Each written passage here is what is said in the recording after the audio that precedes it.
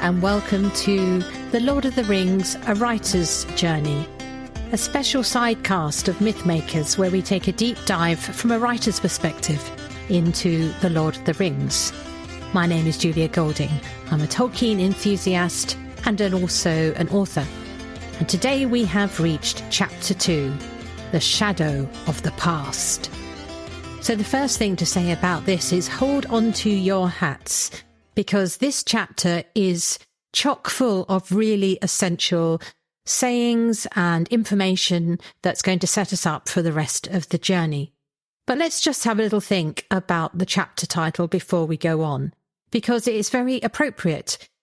The chapter is all about the burden of the past on the people in the present, but also it matches with the key location, which is inside Bag End, as Frodo and Gandalf are discussing matters concerning the ring. Outside all is sunny, but inside they're in a room with a fire with the curtains drawn, so there are shadows in the room. Anyway, so let's start at the beginning of this chapter. An interesting thing here is that it is a mirror chapter of the previous beginning chapter, except with the next generation. So structurally, you get the same things happening. You get the first part is seen from the perspective of they, the Hobbit folk, rather than our lead characters. And it moves towards a conversation between Gandalf and Frodo, mirroring that one of Bilbo and Gandalf. I think this is one of the reasons why Lord of the Rings seems to take a little bit of time to get going, because it is a kind of repetition. It feels as though we're not going anywhere, not getting anywhere, though of course there is a lot of key things being established. In that sense, this is another of those, do not try this at home, because I'm not sure that this would work for most novelists. Anyway, let's have a look at the opening moves. We get a reprise how the people have seen Bilbo's disappearance, and we get the sense, or we're told, that the baton has passed to Frodo, who's in a lonely fashion carrying on the tradition of the joint birthday party. And here we also get the mention of two key characters, that is Peregrine Took, usually called Pippin, and Merry Brandybuck. His real name was Meriadoc, but that was seldom remembered. And the first important thing we find out about them, did you notice this? The first independent view we hear of them is that they're watching Frodo very carefully, and we get their suspicion that Frodo is off visiting the elves. This lays the ground for what is later called the conspiracy, where the friends have worked out what his plans are, even though he thought he was being very clever and very secret. We also get a repetition of the worrying theme that those who have the ring don't grow older. And this reminds us of that heartbeat that carries on underneath every chapter, that the ring has this effect on whoever is carrying it. And remaining in this frame of the general wisdom of the hobbits, we get little snippets of what they're hearing about events in the outside world. It's actually quite a clever way of telling us just enough about what we need to know about the gathering shadows and trouble without burdening us with too much detailed reporting of the politics of it all. We're understanding it in the same sort of shaky way that the hobbits understand it. Then we come to the first conversation in this chapter, which happens down at the Green Dragon. If you remember, in the last chapter, we had all the old gaffers sitting in the ivy bush.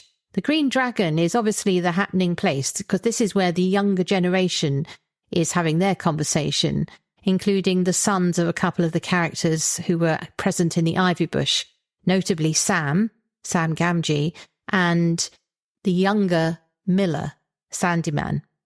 In this conversation, the theme of the worrying events outside the Shire is repeated, but you get here also an insight into Sam's character, because he has to put up with some ribbing from the rather obnoxious Miller's son, Ted, whose relationship with logic is somewhat shaky, and he's applauded for things which really have no logical sense about them at all. But Sam laughs along with everybody else, so we get a sense that He isn't too demanding of those people around him.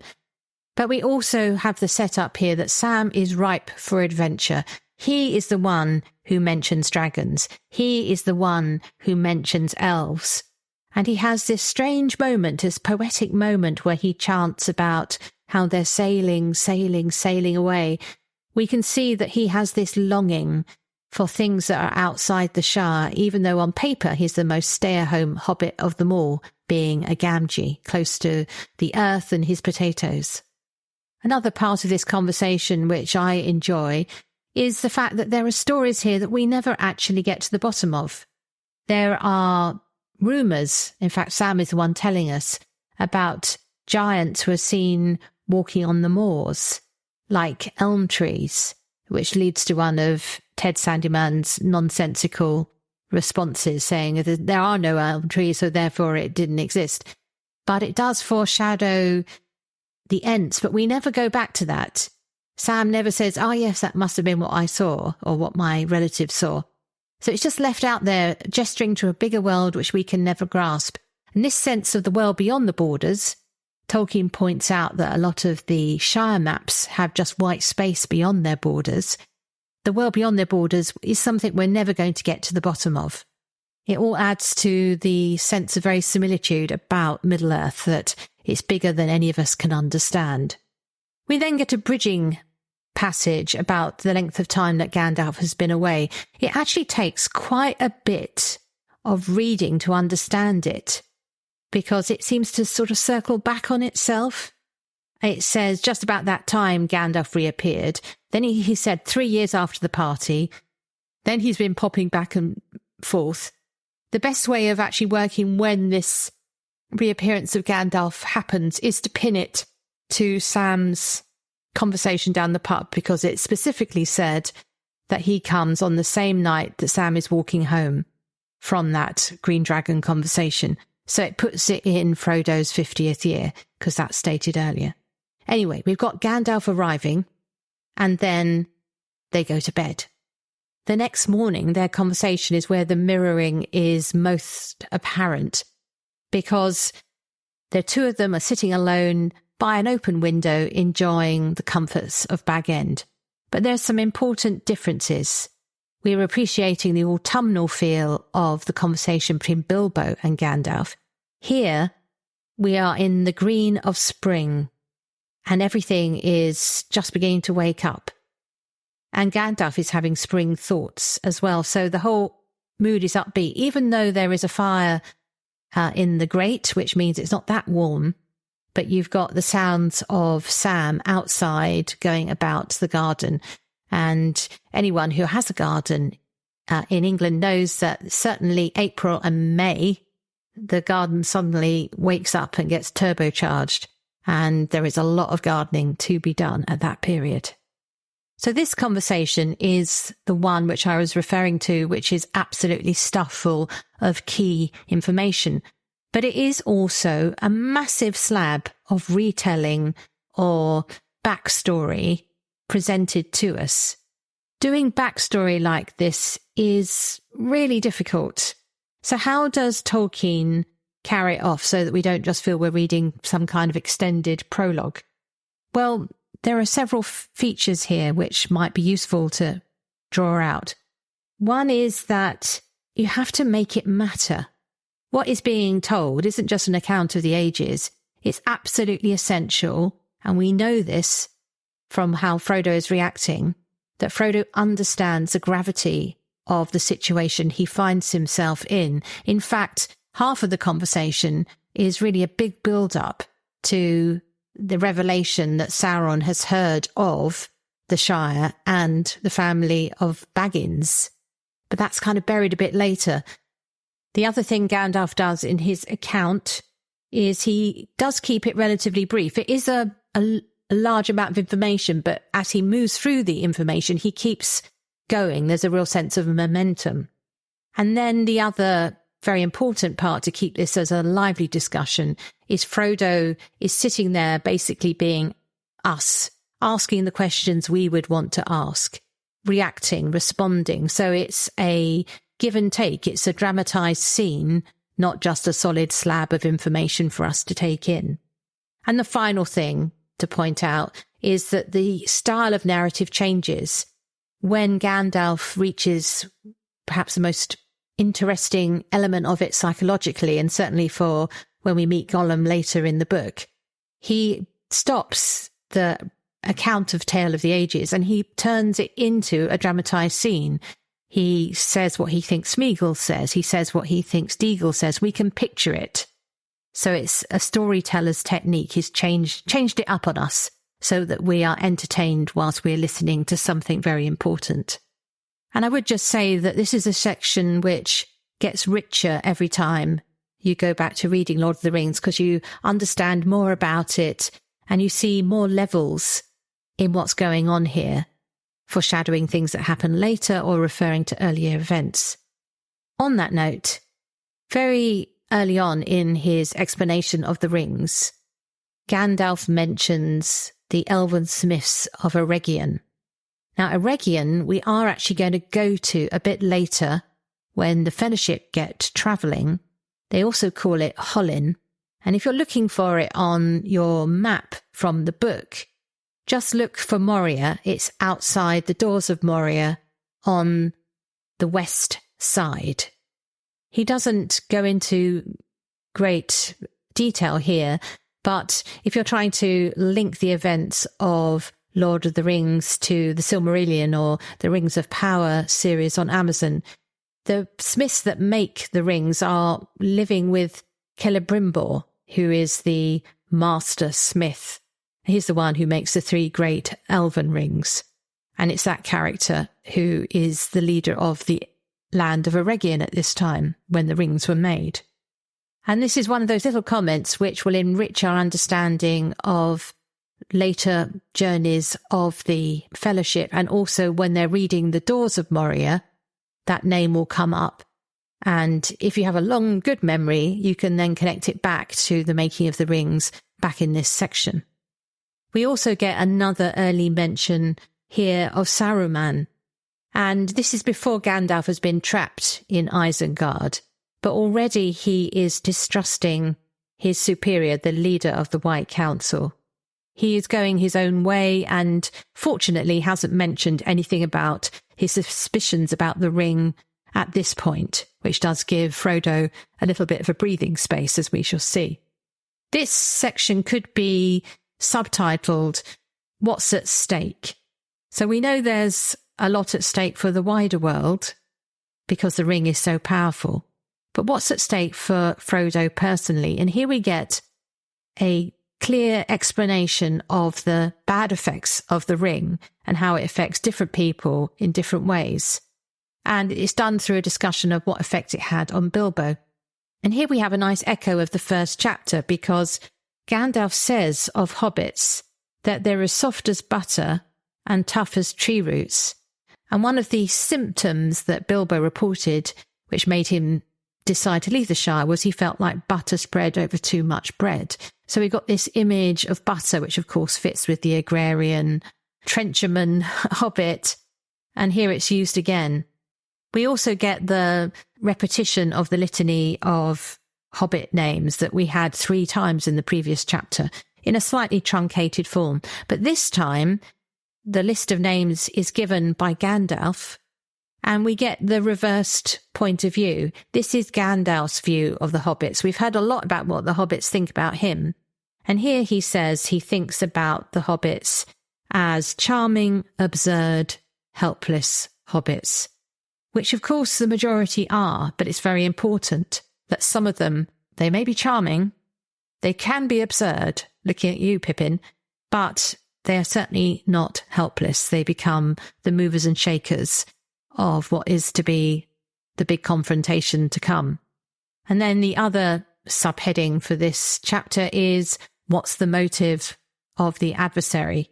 And here they discuss Sauron seeking malice and revenge. So we've seen a lot of the admirable qualities of Frodo and Bilbo, which include kindness, generosity, all these kind of excellent, heartwarming qualities. And this is up against a Dark Lord whose main happiness would be to see such characters as the hobbits in slavery. So we know which side we're going to be on in this coming confrontation. Then we get the test. You'll remember from your reading of the book that you have the beautiful inscription written there, and then in the wonderful Elvish script. And then you get Gandalf's translation, which introduces us to the second poem in the main text, which is the One Ring to Rule Them All poem. And this leads on to the clarion call, the call to adventure in a sense, which is the pronouncement that the test has proved that this is the Master Ring and that the Dark Lord must not get it. That is now what the rest of the book is going to be about. There's also an interesting aspect here which I've been worrying about, which is that it's clear as Gandalf puts the ring in the fire and takes it out again and passes it to Frodo that he's actually touching the ring. He knows that it's cool. So this suggests that he's touching it with bare skin rather than just the tongs. He takes it out with the tongs and then passes it to Frodo. I'm guessing that he isn't in any way claiming any ownership over it, so it doesn't have quite the same effect as it does when it's passed over in ownership. But anyway, it's just a little note because it seems to be one of the few moments when somebody else touches the ring. And before we move on from this early part of their conversation, just want to underline the most brilliant exchange in the book, possibly in a lot of English literature, which is, of course, Frodo is disturbed to find that this responsibility has come to him. And you get this fantastic exchange. Frodo says, "I wish it need not have happened in my time." "So do I," said Gandalf, "and so do all who live to see such times. But that is not for them to decide. All we have to decide is what to do with the time that is given us." Now, remember that Tolkien is allowing us to make this applicable to our own lives, and I certainly personally have found it very helpful at many times. But it must also have been his thoughts as a young man as the First World War broke out, and that he and his bookish companions all had to go to war, something which none of them would have sought out. It was thrust upon them, and of course so many of them lost their lives. I also find it quite helpful when I'm thinking about such difficult issues as the threat of climate change. Gandalf's words are something of a talisman, so if you haven't noticed them already, I just want to draw your attention to them. There's also something that Gandalf says which I thought would be worth elucidating in case you missed it, which is he talks about the outcome that the Dark Lord is trying to achieve, and that is trying to spread a second darkness. Now, there is no explanation of what this means, but you can find the answer in the Silmarillion. So the world begins under starlight, and then the Valar over in the Elven lands create lights, and the first set of lights they create are two trees, but Sauron's overlord, the sort of big baddie of them all, attacks them with a spider, Ungoliant, who is the ancestor of Shelob, who is obviously that scary spider that we meet much later. And this action where the spider, this massive spider, consumes all available light, swallows it all up, is what plunges the world into darkness the first time. So that's the first darkness. That's done by Melkor. And Sauron is attempting to do his own version of this. I think we're to understand it as a sort of darkness of spirit and a ruination of the land rather than a literal eating up of the sun and the moon. But that's what the history has told us is possible if evil prevails. So Gandalf gives us a brief history of the ring, and the place where he stops to expand is, as I've said, the drama between Smeagol and Deagol. It's a great little episode of the proto-hobbits fishing by the stream, and it's Deagle who finds the ring, not Smeagol. And Smeagol's future path is carved out for him by the fact that he takes the ring in an act of murder. Completely unlike Bilbo, who finds it by chance, but even Isildur, who takes it in battle as part of a heroic act, and Frodo, who takes it on as an inheritance. Smeagol, who is to become Gollum, takes it through greed, possibly under the influence of the ring, because the ring has this malign presence about it, which does drive people into extreme actions. But it clearly is going to be a downward path for him, because he not only takes it, he also does it as a sort of perverted birthday present idea. We know that hobbits in the modern era give things on their birthday. It seems that Smeagol's people receive presents, and he makes up this story which he comforts himself with. He excuses his evil on the flimsy ground that he should have got it because it was his birthday. It's also notable that even before he found the ring, Smeagol was looking down, not up. And there is much made in the book about looking up to the stars. That's the place of hope. It's the place that the elves sing about. Up is good, down is not good. So that's already signalling his alignment. This story leads to a very important conversation between Frodo and Gandalf. Definitely worth going back and rereading if you can't remember what they say. But Frodo's immediate response is to try and other Gollum. He doesn't want to accept that he is anything like the hobbits, and he says he is a nasty creature.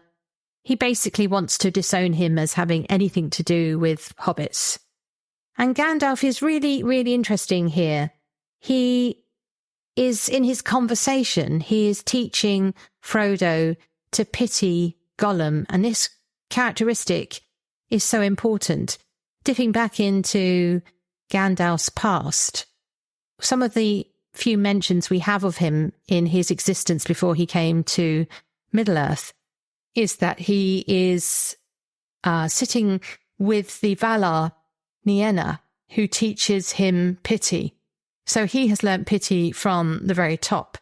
And I think this is Gandalf's key characteristic that he brings with him into Middle-earth. And here we get a masterclass in trying to understand the enemy and feel pity for them. And he talks about how Gollum both hates and loves the ring. It's a fascinating insight into the psychology of an addiction, of course.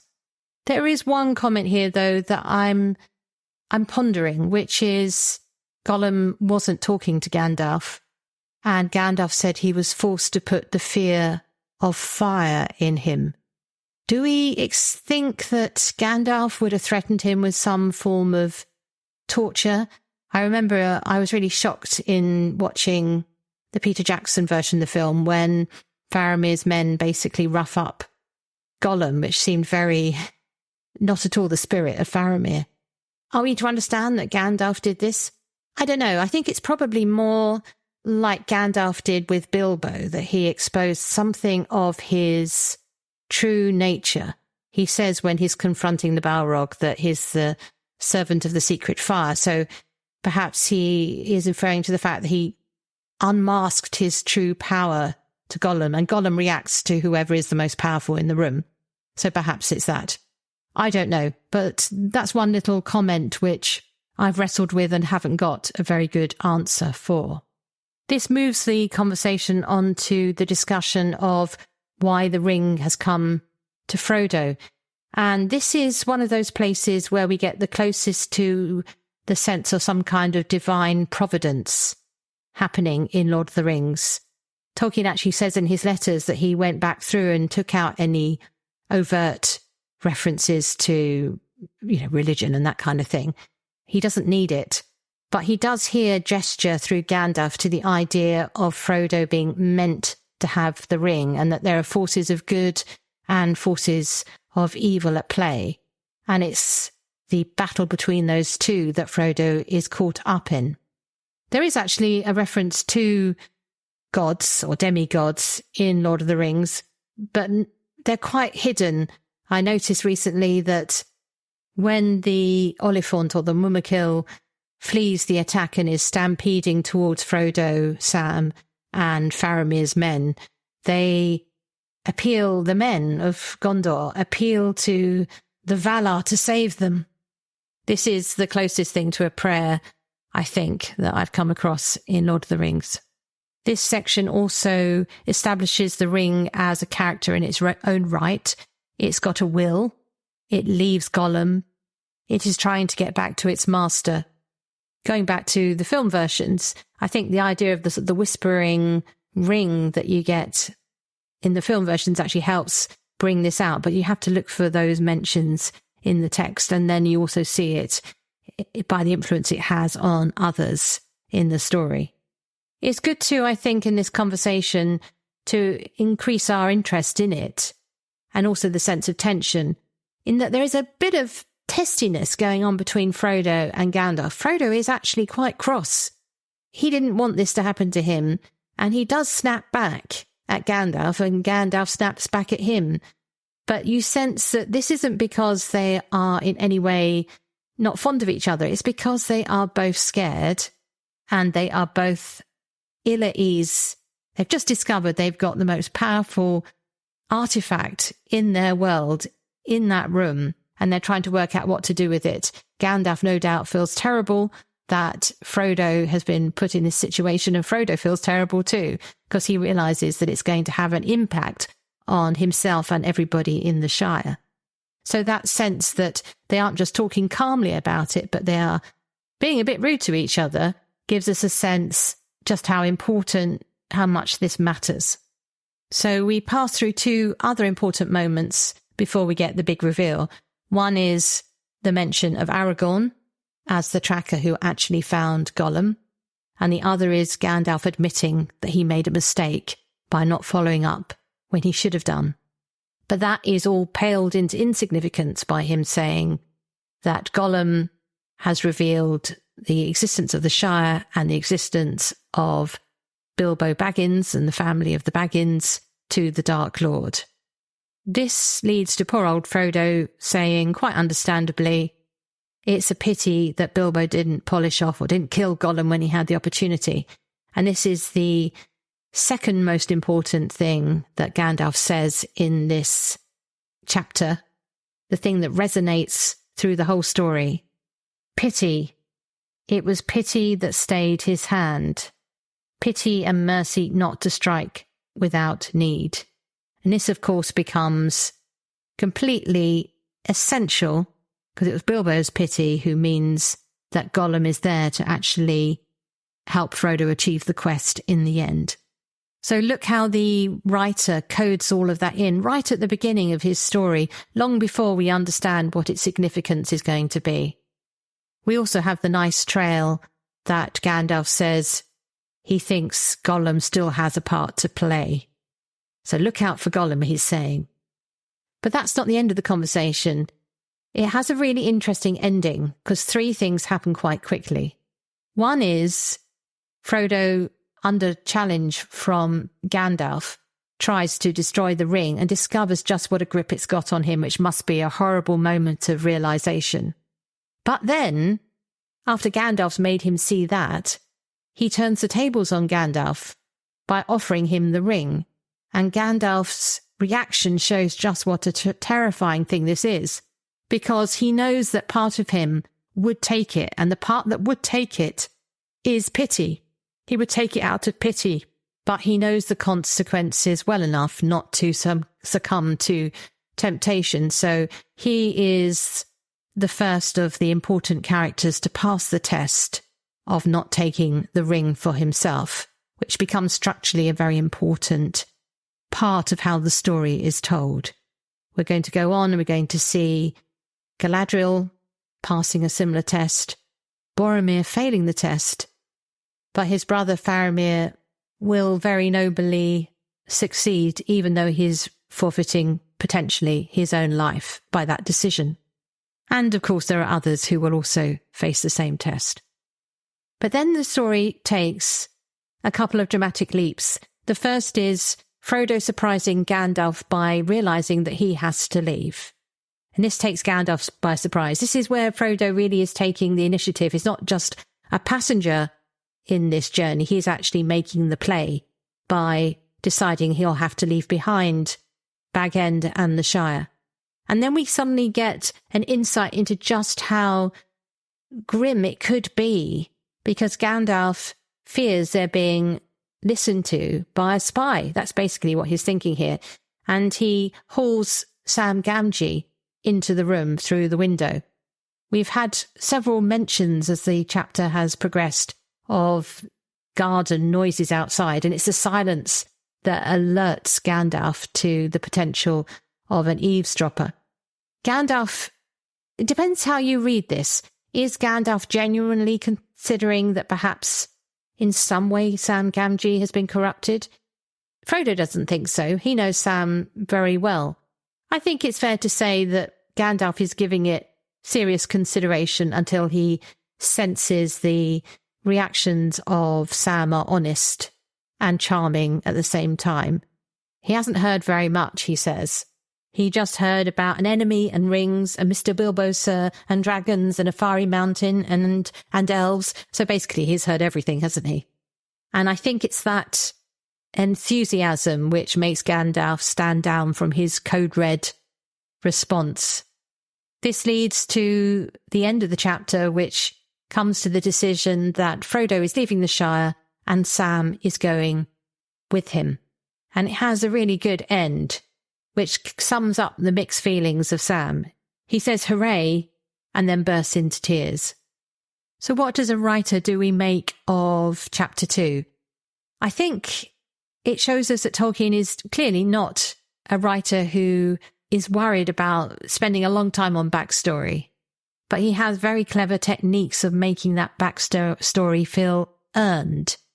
And he changes the way he tells us things. So we go from the frame of Shire knowledge with its faint grasp of what's going on to Gandalf's expert knowledge. He's found out far more than anybody else has known. So we have the lure of being taken into a secret. And we have some wonderful, important things being said about the core values of Lord of the Rings.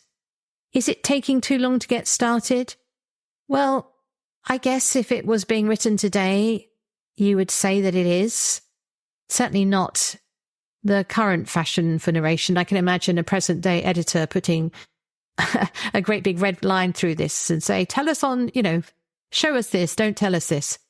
But because Middle-earth is so full of rich textual links, there is a story behind everything that's mentioned, that having an early chapter saying, here's the problem, here's the ring, and here's just a fragment of the massive history of that ring, helps us buy into the idea of the reality of Middle-earth, the reality of the problem, and the sense of urgency. But of course, the odd thing is that they don't get going at the beginning of chapter 3 after all.